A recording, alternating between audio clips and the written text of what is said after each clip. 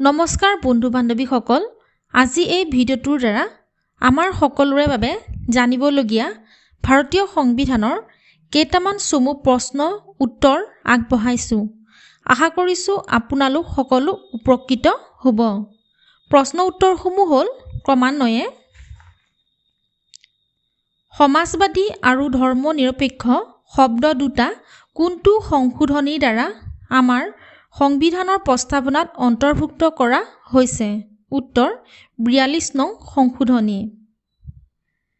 সংবিধানৰ কোনটো অনুচ্ছেদৰ জৰিয়তে অস্পৃশ্যতা বৰ্জন কৰা হৈছে?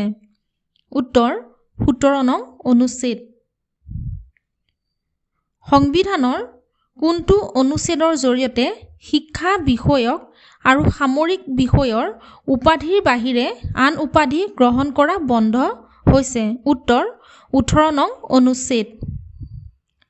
ভাৰতীয় সংবিধানৰ প্ৰস্তাৱনাত উল্লেখ থকা মহান আদৰ্শসমূহ যেনে স্বাধীনতা, সমতা আৰু ভাতৃত্ব কোনটো বিপ্লৱৰ ধ্বনি আছিল? উত্তৰ ফৰাচী বিপ্লৱ।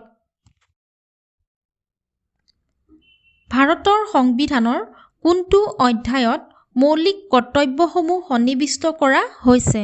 উত্তৰ ৪ৰ্থ অধ্যায়। কোনটো সংশোধনীৰ দ্বাৰা ভাৰতৰ সংবিধানত মৌলিক কৰ্তব্যসমূহ অন্তৰ্ভুক্ত কৰা হৈছে? উত্তৰ ৪২তম সংশোধনী। জৰুৰী অৱস্থাত মৌলিক অধিকাৰসমূহ বলৱৎযোগ্যনে? উত্তৰ নহয়। কোনটো সংশোধনীৰ দ্বাৰা সম্পত্তিৰ অধিকাৰ বাতিল কৰা হৈছে? উত্তৰ ৪৪তম সংশোধনী। কোনটো অনুচ্ছেদত ৬বিধ স্বাধীনতা অন্তৰ্ভুক্ত কৰা হৈছে? উত্তৰ ১৯ নং অনুচ্ছেদ।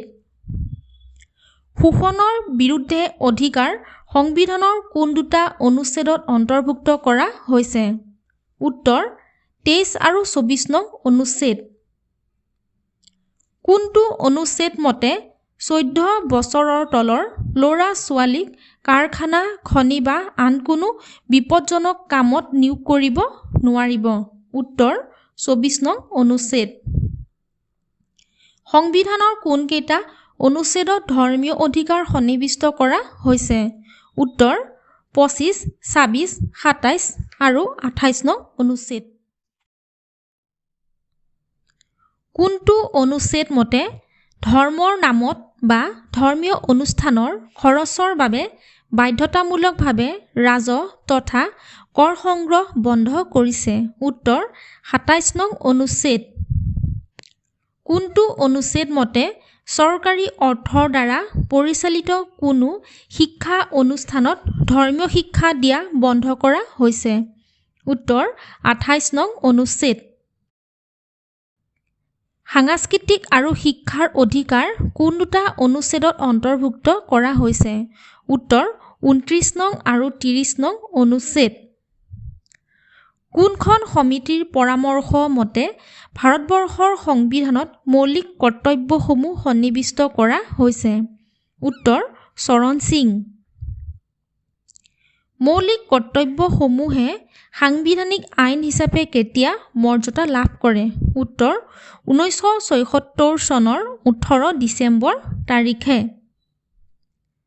২০০২ চনৰ ৮৬তম সংশোধনী আইন অনুসৰি নতুনকৈ সংযোজিত মৌলিক কৰ্তব্যটো লিখা? উত্তৰ ৬ পৰা ১৪ বছৰ বয়সৰ প্ৰত্যেক শিশুক শিক্ষাদানৰ ব্যৱস্থা কৰিব লাগিব। এইটো হ'ল পিতৃ-মাতৃ বা অভিভাৱকৰ মৌলিক কৰ্তব্য। সংবিধানৰ কোনটো অধ্যায়ত ৰাষ্ট্ৰ পৰিচালনাৰ নিৰ্দেশাত্মক নীতিসমূহ অন্তৰ্ভুক্ত কৰা হৈছে? উত্তৰ ৪ৰ্থ অধ্যায়ত। ৰাষ্ট্ৰ পৰিচালনাৰ নিৰ্দেশাত্মক নীতিৰ মূল উদ্দেশ্যটো লিখা? উত্তৰ ভাৰতবৰ্ষক এখন জনকল্যাণকামী ৰাষ্ট্ৰ হিচাপে গঢ় দিয়া। নিৰ্দেশক নীতি সম্পৰ্কে সংবিধানত মুঠ কিমানটা অনুচ্ছেদ আছে? উত্তৰ ১৬টা অনুচ্ছেদ। সংবিধানৰ কোনটো অনুচ্ছেদত নিৰ্দেশাত্মক নীতিবোৰ উল্লেখ কৰা হৈছে? উত্তৰ ৩৬ নং অনুচ্ছেদৰ পৰা ৫১ নং অনুচ্ছেদলৈকে উল্লেখ কৰা হৈছে। কোনটো অনুচ্ছেদত আন্তঃৰাষ্ট্ৰীয় নীতিবোৰ সংযোজন কৰা হৈছে? উত্তৰ 51 নং অনুচ্ছেদ। ভাৰতীয় সংবিধানে ন্যায়পালিকাৰ স্বাধীনতাৰ ধাৰণাটো কোনখন দেশৰ সংবিধানৰ পৰা গ্ৰহণ কৰিছে? উত্তৰ আমেৰিকা যুক্তৰাষ্ট্ৰ। ৰাষ্ট্ৰ পৰিচালনাৰ নিৰ্দেশাত্মক নীতিৰ আদৰ্শটো কোনখন সংবিধানৰ পৰা গ্ৰহণ কৰিছে? উত্তৰ আয়াৰলেণ্ডৰ পৰা।